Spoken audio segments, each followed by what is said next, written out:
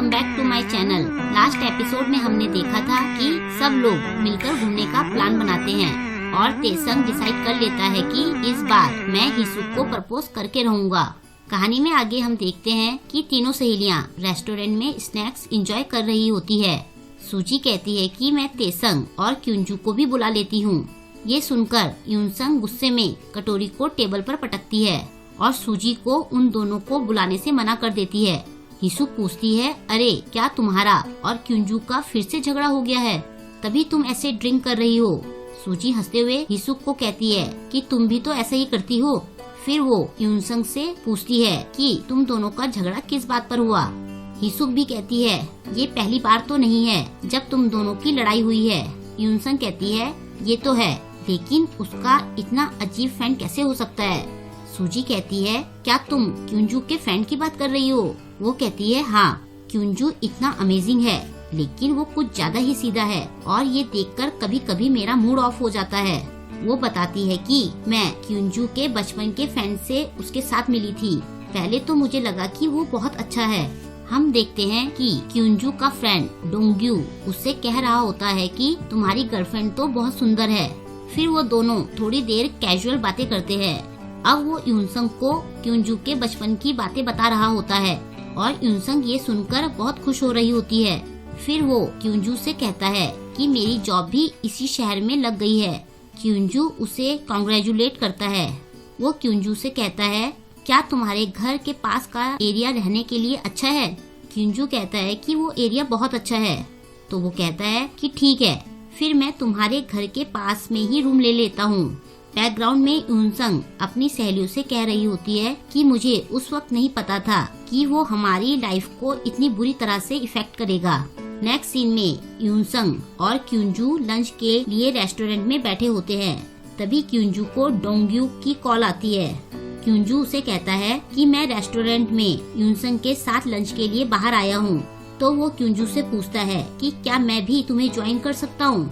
क्यूंजू यूनसंग से इस बारे में पूछता है। यूनसंग के हाँ कहने पर वो उसे वहाँ आने के लिए कह देता है, लेकिन तभी वो दोनों देखते हैं कि डोंग्यू ऑलरेडी वहाँ आ चुका होता है। ये देखकर यूनसंग हैरान हो जाती है। लंच के बाद क्यूंजू पेमेंट कर रहा होता है। डोंग्यू उसे लंच के लिए थैंक्स कहकर फोन पर बात करते हुए चला जाता है। नेक्स्ट सीन में क्यूंजू यूनसंग के साथ मॉल में शॉपिंग कर रहा होता है। वहाँ भी उन्हें डोंग्यू मिल जाता है। पेमेंट के टाइम पर वो भागता हुआ उन दोनों के पास आता है और कहता है कि मैं अपना पर्स घर पर भूल आया हूँ, क्या तुम मेरा पेमेंट भी कर दोगे। क्यूंजू उसका पेमेंट भी कर देता है। ये देखकर यूनसंग चौंक जाती है। ये सब सुनकर हिसुक गुस्से में कहती है, क्या उसके दोस्त ने ऐसा किया। फिर सूजी भी कहती है, और क्यूंजू ने बिना कुछ कहे पेमेंट कर भी दिया। यूनसंग कहती है, उसने कहा कि डोग्यू घर से बाहर अकेले रहता है तो मुझे उसके लिए बुरा लगता है। फिर वो कहती है कि आगे तो डोंग्यू ने सारी लाइन क्रॉस कर दी। ये कहते हुए यूनसंग के चेहरे पर गुस्सा साफ नजर आ रहा होता है। अब वो कहती है, मैं तो तुम्हें बताना ही भूल गई कि हमारी लड़ाई किस वजह से हुई थी। फिर हम देखते हैं कि क्यूंजू और यूनसंग दोनों खाना खाने वाले होते हैं। वो बैकग्राउंड में अपनी सहेलियों को बताती है कि हम खर्चा कम करने के लिए घर पर खाना बनाने लगे थे। तभी खाने के टाइम पर डोंग्यू आ जाता है।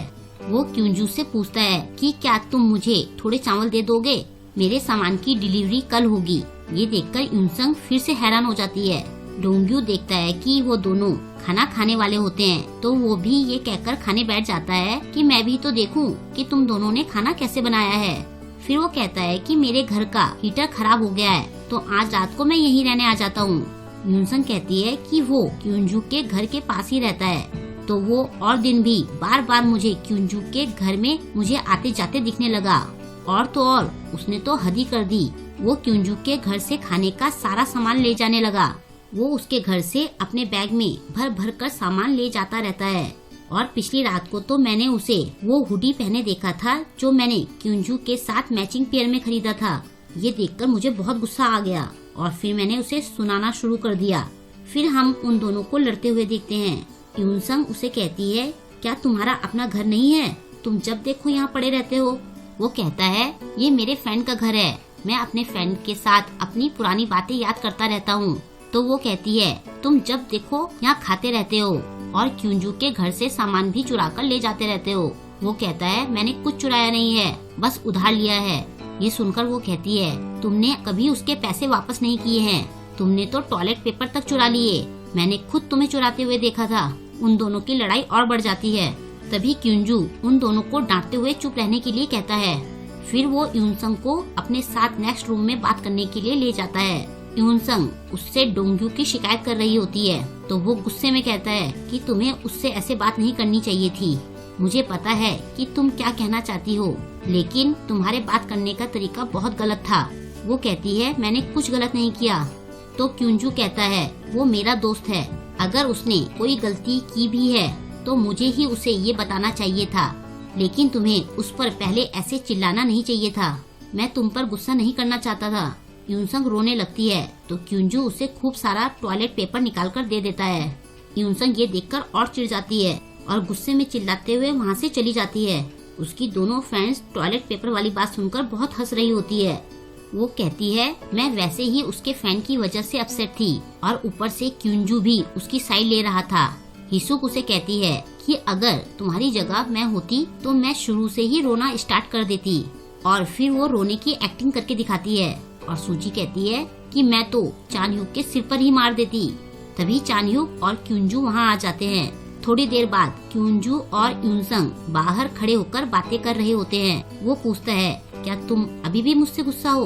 वो कहती है कि मैं गुस्सा नहीं हूँ, बस दुखी हूँ। वो उसे बताता है कि डोंग्यू बुरा लड़का नहीं है। बचपन में जब भी मैं घर पर अकेला होता था तो उसकी मॉम मेरे लिए खाना बनाती थी, और जब भी वो बाहर घूमने जाते थे तो वो हमेशा मुझे भी अपने साथ ले जाते थे। तो मैं भी बस उसके लिए कुछ करना चाहता था, लेकिन तुम्हारे पॉइंट ऑफ व्यू से देखूं तो मैं समझ सकता हूँ कि तुम क्या सोचती हो। मुझे तुम्हें रुलाना नहीं चाहिए था। वो कहती है मुझे पता है कि वो बुरा नहीं है। फिर वो दोनों एक दूसरे को सॉरी कहते हैं। वो कहती है कि मुझे तुम्हारे फैन पर चिल्लाना नहीं चाहिए था। तो वो कहता है कि डोंग्यू की भी गलती थी, मैं उसे कहूँगा कि वो हमें एक अच्छी सी पार्टी दे। ये सुनकर यूनसंग हंसते हुए कहती है पार्टी और वो? क्युंजू कहता है कि वैसे तो ये इम्पॉसिबल है। फिर दोनों हंसते हुए एक दूसरे को हक करते हैं। फिर यूनसंग कहती है आज तो हम दोनों ने मैचिंग शूज पहने हैं। वो कहता है हाँ ये तुमने ही तो मेरे लिए खरीदे थे। फिर दोनों बातें करते हुए खुशी खुशी अपना मैटर सॉल्व कर लेते हैं, और यहीं पर ये एपिसोड एंड हो जाता है। आपको ये एपिसोड कैसा लगा मुझे कमेंट करके जरूर बताएं, और वीडियो को लाइक और शेयर करना ना भूलें। अगर अभी तक आपने मेरे चैनल को सब्सक्राइब नहीं किया है तो मेरे चैनल को सब्सक्राइब कर ले। साथ ही लेटेस्ट वीडियो की नोटिफिकेशन पाने के लिए बेल आइकन को प्रेस करना ना भूलें। मिलते हैं जल्द ही नेक्स्ट वीडियो के साथ। Thank you.